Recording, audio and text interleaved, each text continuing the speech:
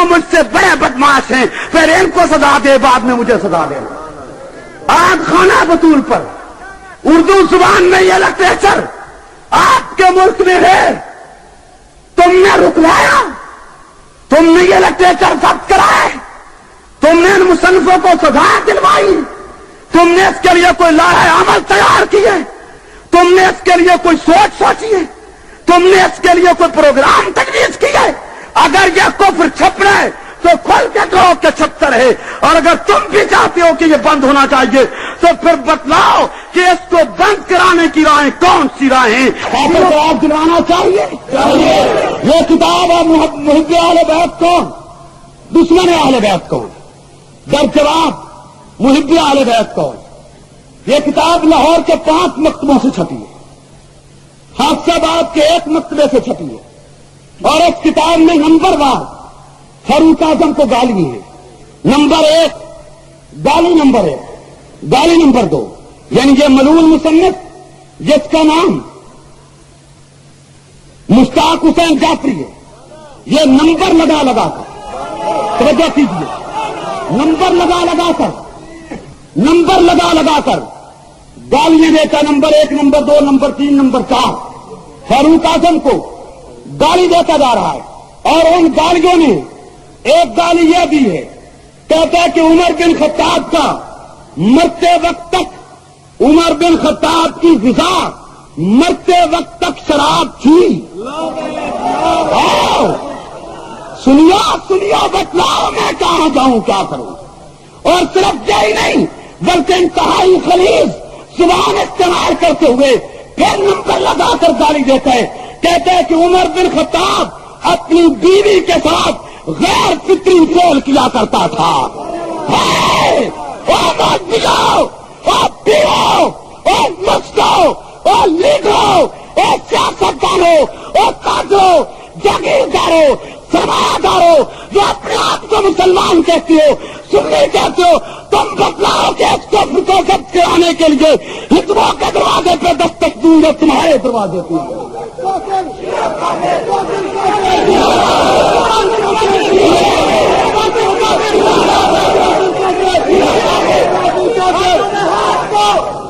اور یہ کے بعد مت مغالطہ میں رہو، سنیو، مت مغالطہ میں رہو۔ یہ روشنی مجھے آپ کو نہیں دیکھنے دیتی، آپ مجھے دیکھ رہے ہیں، میں نے سچی بات کی ہے یا غلط کی ہے؟ پورے مجمع کو دستبستہ درخواست، میرے جانے کے بعد مجھے گالی مت دینا، میرے ساتھیوں کو برا بلا مت کہنا، پوری تحقیق کے ساتھ دستبستہ عرض کرتا ہوں، میری گفتگو کے اعتراض ہے، میرے دلائل میں کمی محسوس ہوئی ہے، اسی مجمع میں کوئی بھی شخص بازو کھڑا کر کے اعلان کرے تاکہ میں اس کی تسلی ضرور کرا کے جاؤں، بعد میں وہ میری جماعت کے کارکنوں کو ستاتا نہ تھا۔ یہی بازو کھڑا کرے ضرورت ہے تو، اور ساتھ میں یہ بھی کہتا ہوں کہ تم تو میرے سنی مسلمان بھائی ہو، شیعہ ہے، چیلنج کرے عدالتی، پشاور ہائی کورٹ میں چیلنج کر دے، ہمیں اتنے کیوں کافر کہا ہے، میں عدالت میں کوئی ثابت نہ کروں تو مجھے ماں نے نہیں کتیا نہیں جنا ہے۔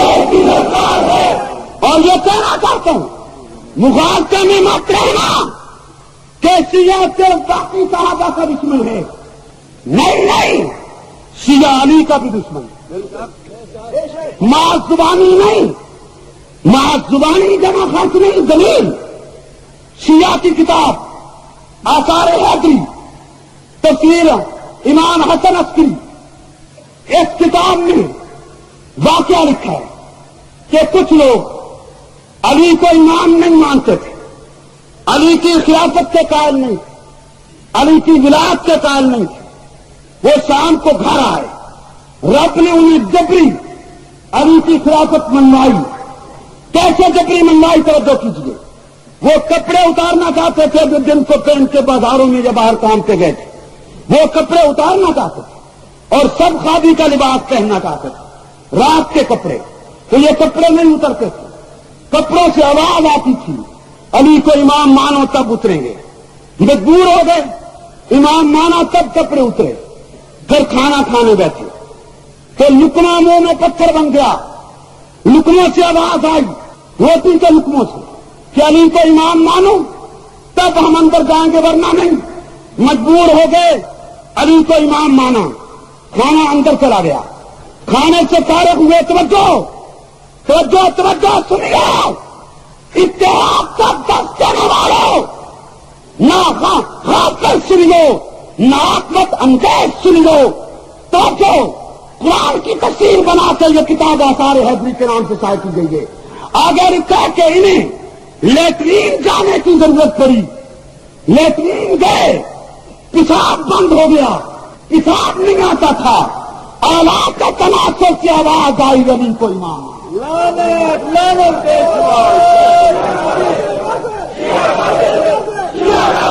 آلات کے تناسب سے لیٹرین کی گندگی الگ، اعلیٰ تناسب کا پیشاب کی گندگی الگ، لیٹرین کا تعفن الگ، اور اس گندی جگہ سے گندے مکان سے سیاحی کا نام نکلوا رہا ہے۔ اگر رب نے علی کی امامت کے لیے مجبور کرنا تھا تو ابو بکر عمر کو کیوں نہ مجبور کر دیا، اس کو مجبور کرنا تھا تو ابی جہل ابی لہب کو مجبور کر کے محمد رسول اللہ کا کلمہ کیوں نہ پڑھا دیا۔ لا اکراہ فی الدین آیت کہا گئی ہے، توہین مقصود تھی علی کی، توہین مقصود تھی فاتح خیبر کی، توہین مقصود تھی زہرا کے خامد کی، توہین مقصود تھی حسین کے ابو کی، توہین مقصود تھی داماد رسول کی، توہین مقصود تھی اسد اللہ کی، توہین مقصود تھی شیر خدا کی۔ اس لیے یہ کفر بکے کہ علی کا نام اعلیٰ کے تناسب سے نکلتا تھا۔ ہائے شیعت گھر کیوں نہیں ہو جاتی، شیعت لٹ کیوں نہیں جاتی، سنیت بیدار کیوں نہیں ہوتی؟ صرف شیعہ ابو بکر کا دشمن نہیں، علی کا بھی ساتھ دشمن ہے۔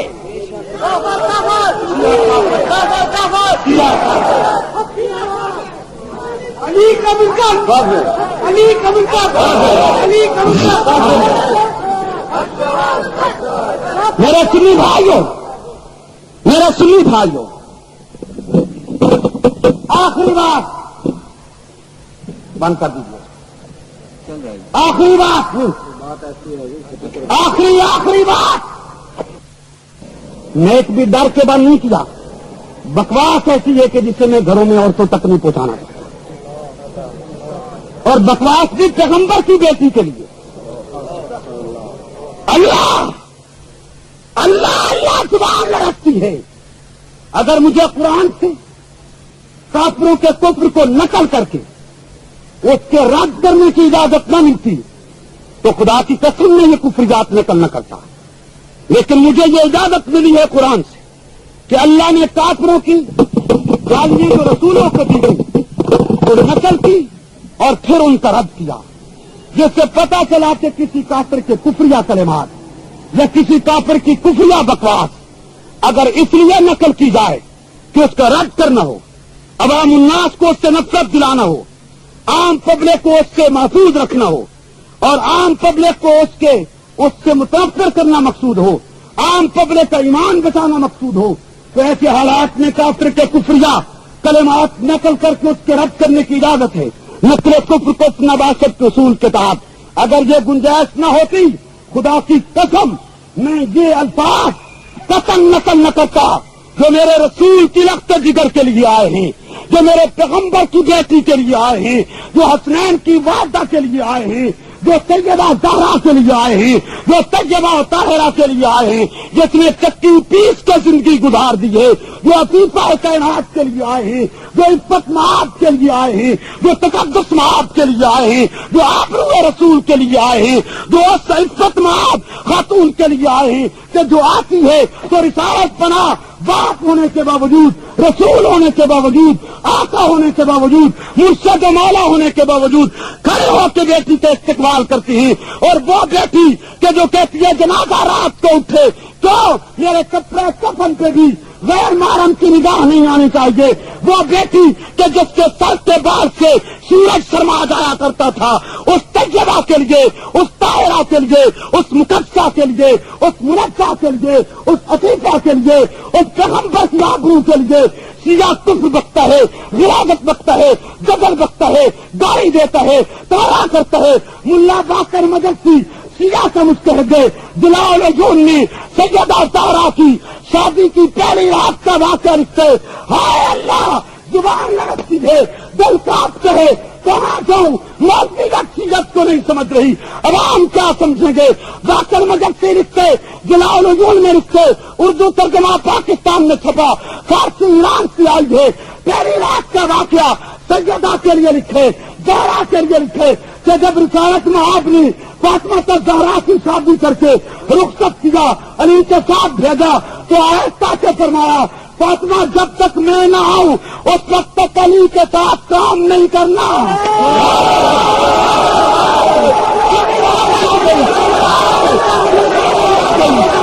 مسلمان کہاں گئے؟ مسلمان کہاں گئے؟ تم اس رشتے کو روتے ہو، میں جہاں کے رشتوں کو روتا ہوں.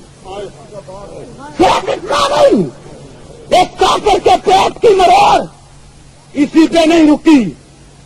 پشاور کے افسران، دستبستہ درخواست، پشاور پولیس، اسلام کا واسطہ، مذہبی حمیت کا واسطہ، میرے موقف کو سمجھو، نہ سمجھو تو پرچہ ہی بناؤ گے، میں بھگت لوں گا، لیکن سیدھا کے کفر کو چوٹ پہ لٹکا جاؤں.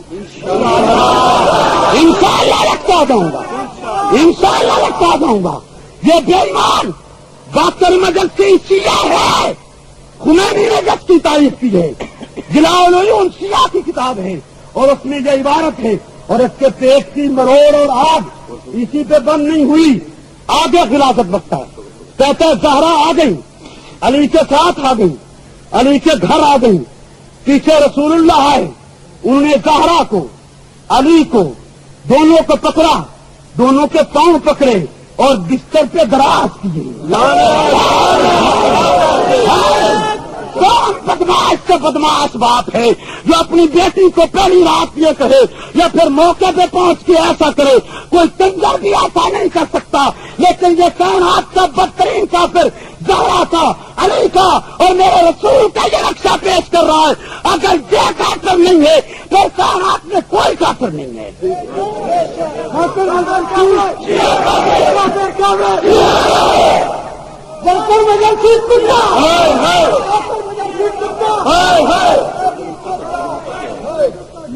شراب مستقل، شراب اولاقی لاہور سے چھپی ہے، اس کا مصنف لکھتا ہے سنیو ایسا عورت ہے جو باقری نہ نبی کی بیٹی کو معافی، نہ علی بن ابی طالب کو معافی، نہ قرآن کو معاف، نہ رسول کو معاف، نہ امہات المومنین کو معاف کیجیے. پورا ریکارڈ میں نے اگل کے تیرے سامنے رکھ دیے اور دلائل کے ساتھ رکھے، چیلنج کے ساتھ رکھے، تحقیق کے ساتھ رکھے. یعنی میرے رسول کی بیٹی تک کو گالی دی اور معاف نہیں کی ہے. سنی لو، آخری گزارش ہے آج کی گفتگو کی. سنی لو، جب تک دے رہا ہوں تمہارے دروازے پر، سنی لو آکاش میری آواز روزہ تک رب پہنچا دے. میں اپنی سزا تم کو دے کر تک لے جانا چاہتا ہوں. آقا جو مجھ سے ہو سکتا تھا میں نے تیرے لیے، تیرے صحابہ کی آبرو کے لیے، امہات المومنین کے لیے، تیرے وقت بغیر کی آبرو کے لیے جانا پہلی طرف کے ملک میں قدم اٹھائے. زندگی لگ جائے، بچے لگ جائیں، جان لگ جائے، وطن لگ جائے، پر ایک مقدس شخصیات کی آبرو کے تحفظ کے لیے یہ دین لے کے میدان میں کھڑا ہوں. فنات اللہ کی میں دفاع کا راز مصور ہے، جسے مرنا نہیں آتا اسے جینا نہیں آتا.